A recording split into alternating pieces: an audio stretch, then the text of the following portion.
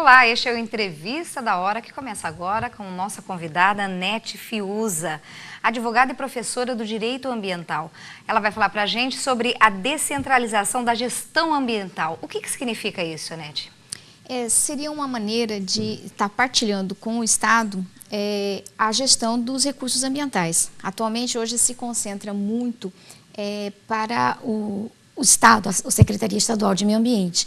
Com a descentralização que está em curso, já no Mato Grosso já tem algum tempo, você transfere algumas competências ou atribuições da SEMA para os municípios. Então, isso há um ganho para o município e para o empresário que está naquela região na celeridade das respostas ambientais. Ao invés dele ficar aqui esperando 6 meses, 7 meses por uma licença ambiental, uma resposta ambiental, a tendência é que a licença seja expedida de uma maneira mais rápida. Isso não significa que também vai se flexibilizar a fiscalização. Não. Você vai ter uma resposta também, a tendência é você ter uma resposta mais imediata. Houve um problema local, o município ele vai responder de uma maneira mais imediata para aquela questão. Ele vai resolver de uma forma mais rápida, mais pronta para a sociedade. Aí cada Câmara Municipal regeria sua própria lei, seria assim? Os municípios eles podem elaborar suas normas, na verdade, para eles se habilitar a ser gestor ambiental de algumas questões ambientais que hoje estão para a SEMA, ele precisa cumprir alguns requisitos. Dentre eles, ele tem que ter a legislação ambiental própria. Para licenciamento ambiental, por exemplo, e regulando também as multas, as infrações que serão aplicadas, quem é o fiscal, como é que se dá a fiscalização no município.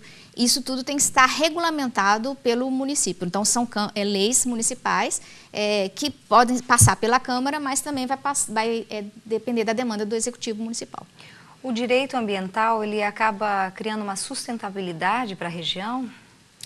A ideia do direito ambiental é essa. O que você observa é que as pessoas têm um pouco de receio com a legislação ambiental, uma certa antipatia, né, com aversão à regra ambiental, justamente porque não conhecem, não entendem. Mas as regras ambientais, elas são importantes para o setor produtivo, porque ela garante a sustentabilidade daquele negócio por um longo período de tempo.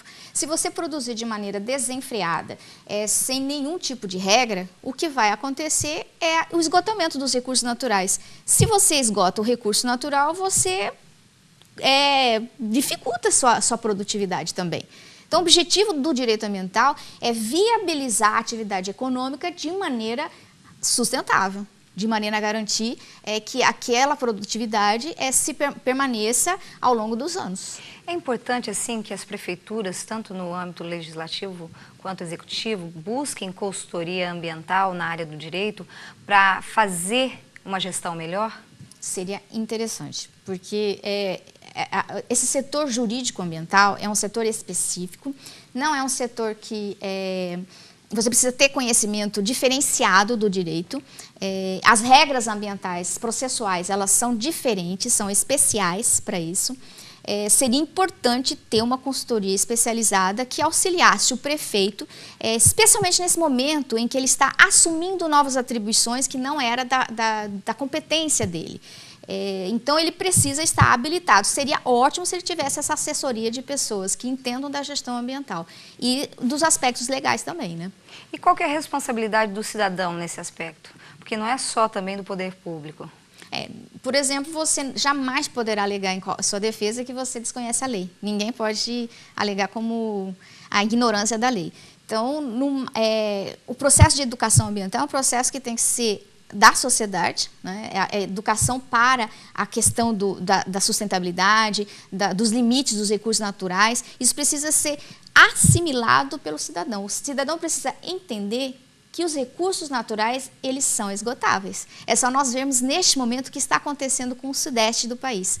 Isso que ocorre com a água, a escassez hídrica, é justamente por descumprir as regras ambientais de uso desses recursos hídricos. Isso também pode acontecer no Mato Grosso. Há regiões do estado hoje que já estão padecendo por problemas de escassez, justamente por não ignorar a regra ambiental. Assim, um caso que aparentemente é simples, mas muito danoso à natureza, é jogar latinha pela janela do carro, ou mesmo estar na beira do rio, jogar uma bituca de cigarro. Isso é extremamente danoso à natureza. Isso entra na lei ambiental? Sim, nós temos regras ambientais, as leis de crimes ambientais. Nós também temos regras de posturas do próprio município que determina a responsabilidade daquele cidadão que está jogando a lata de lixo enquanto ele está, a lata de cerveja, quando ele está caminhando no trânsito. A pessoa que vai atrás dele, ele pode flagrar a placa e pode fazer a denúncia para a própria municipalidade, mesmo não havendo, não é uma questão só de ambiental, é uma questão urbana. É de direito urbanístico aí também. Você está colaborando para manter a cidade, você deve colaborar para manter a cidade limpa também. Você tem um papel como cidadão, você não pode contribuir para sujeira, ao contrário. Esse cidadão pode ser multado também por questões urbanísticas. A questão da bituca de cigarro, nós temos regras, se você conseguir identificar que ele é o causador do incêndio florestal, por exemplo, você tem uma responsabilidade aí criminal, inclusive. E na questão de jogar essa mesma bituca no rio também causa danos, porque ela não vai se desfazer, ela não é papel, como que funciona? Pois é, ela não vai se desfazer, vai provocar, é possível que um peixe possa fazer engolir essa bituca, pode gerar um problema para esse peixe. Além não é natural do rio você ter a bituca de cigarro, não tem sentido a bituca de cigarro estar ali. Então, dessa maneira, é importante que o cidadão, ele também compreenda o papel que ele tem dentro do ambiente. Ele está indo para a natureza, ele precisa ter, é como você chegar na casa do outro. Você não chega na casa do outro, não abre a geladeira, não senta, não põe o pé no sofá.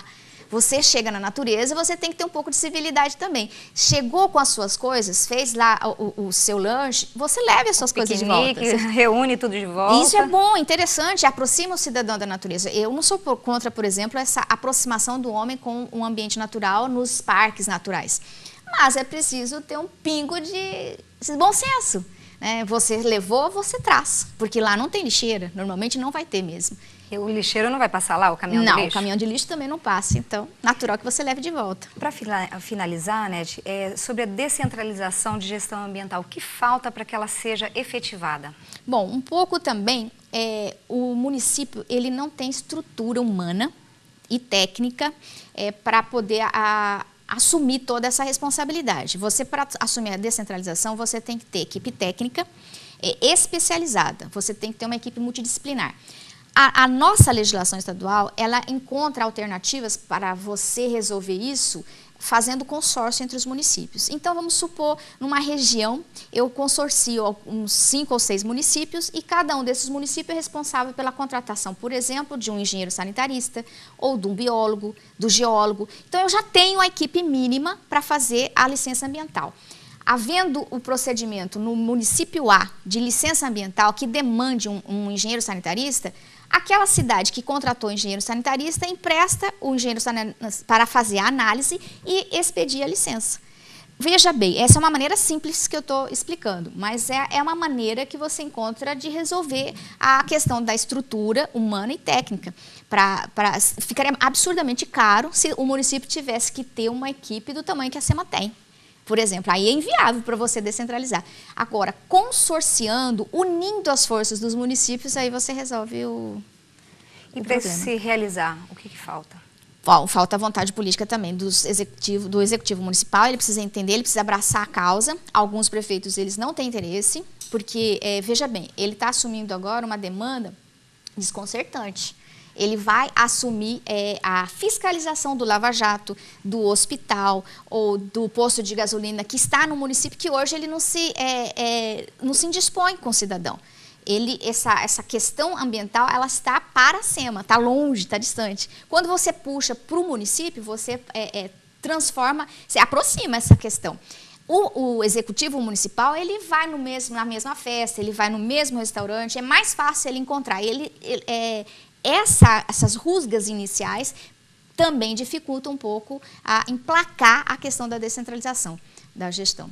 A Associação Mato Grossense dos Municípios poderia fazer esse trabalho de interligar esses municípios, de criar esses consórcios? Nós já temos consórcios criados por leis. Nós não precisamos de criar, nós podemos utilizar os próprios consórcios que já estão criados e trabalhar através deles. Tem consórcios municipais de saúde, nós temos consórcios intermunicipais territoriais. Então, através desses consórcios já criados, nós poderíamos estar trabalhando já. Não precisaria outro expediente legal para isso.